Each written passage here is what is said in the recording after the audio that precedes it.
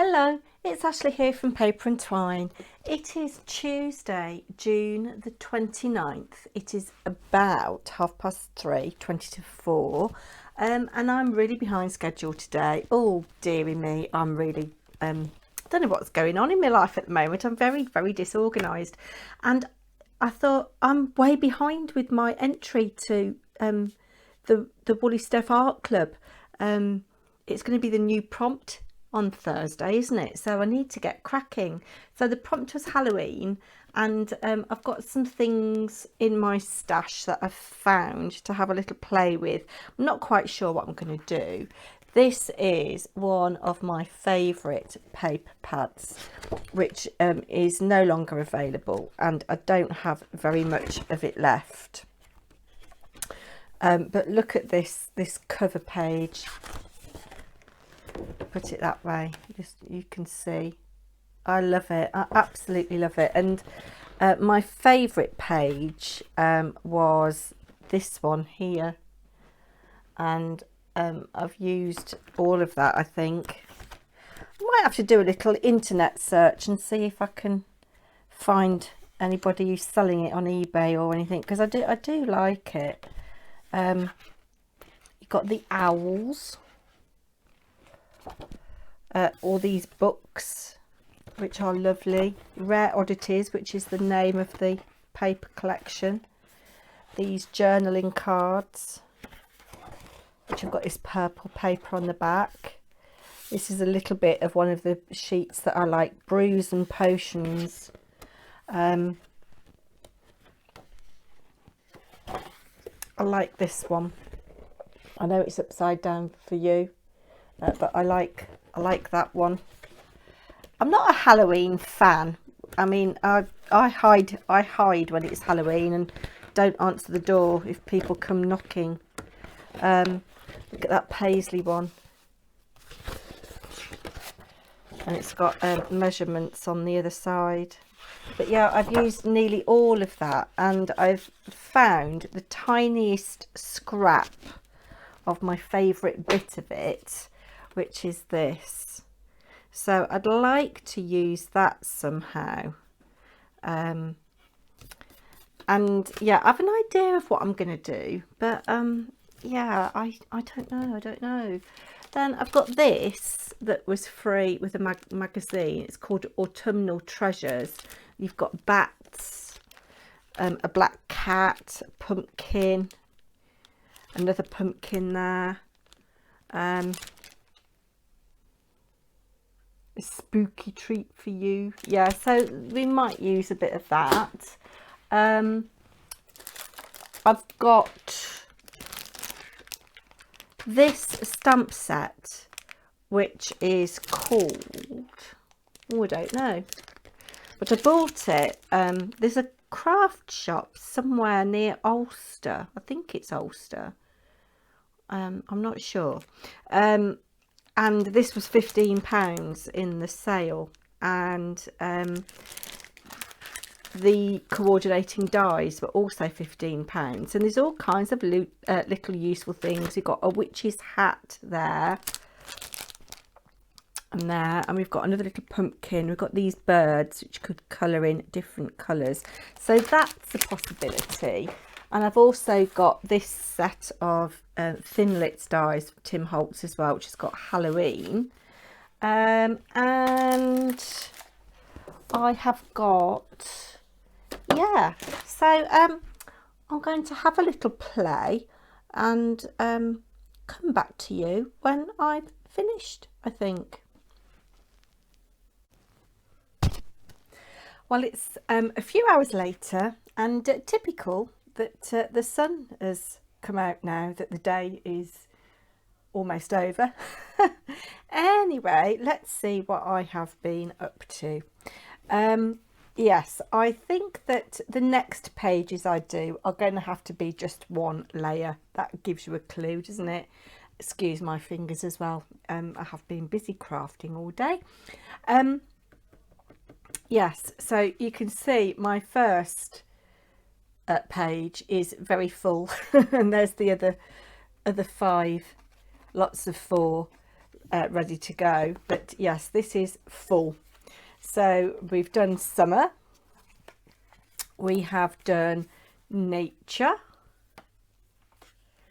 and here is my Halloween page. So I have used this stamp from Lavinia that I have had for a very long time, and never used. We used it in a workshop and I thought, oh, that'd be useful, and I've not used it. So yes, I got that out of my stash along with some leaves, and I've done a little door. Do you want to see what's behind the door? Another door and a little scene. It's not brilliant, this, for lots of reasons, and I think I've gone over the top again. I showed Mr. Paper&Twine and he was a bit, well, it's all right, but you know. But if we look at this page first, so I've done the door. I've coloured in with Distress ink in Festive Berries and a bit of Seedless Preserves, and I think round here is Gathered Twigs, and then the background is Scattered Straw, and then I've inked the leaves in black and Mowed Lawn, and then there's a spider's web up in the corner because it's not Halloween without spider's webs, is it? And I've used some embossing powder that I've recently got my hands on. It has been given to me. It's Sentimentally Yours by Phil Martin, twinkling embossing powder in Cosmic Black. And yeah, I just wanted something with a little tiny bit of sparkle in the corner there. And then I used my dies that I showed you earlier. I stamped out the pumpkin, the witch's hat and the broom, and in fact I did a few others while I was at it because I thought if I'm die cutting I might as well get a few pieces done. So yeah, there's a few pieces here for me to colour in at a later date. Yeah, so little pumpkin I've coloured in with spiced marmalade and a little bit of orange felt tip, and I've just tried to blend it out a little bit. And then behind the door here we've got the broom and the witch's hat that I cut out.